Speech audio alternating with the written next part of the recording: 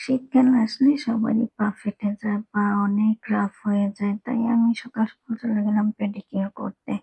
তো ওরা আমার ১ম এই নেইলটা কেটে নেয়। নেইলটা কেটে নেইলটা সুন্দর করে ফাইল করে শ্যাম্পু পানিতে ভিজিয়ে দেয়।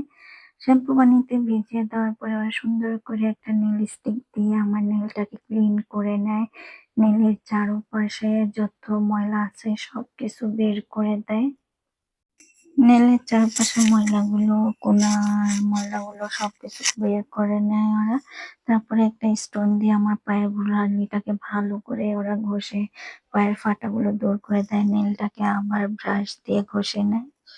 তারপরে ওরা আমার পাটাকে সুন্দর করে ধুয়ে দেয়। আমি স্ক্রাবিং করিনি, আমার অনেক তাড়াহুড়া ছিল তাই। তো ওরা সুন্দর করে ধুয়ে টাওয়াল দিয়ে আমার পাটাকে মুছে সুন্দর করে বাফার করে দেয়। খুব সুন্দর করে ওরা বাফার করে খুবই সুন্দর করে আমার পেডিকিউরটা করে দেয়। তা আমার অনেক ভালো লাগে।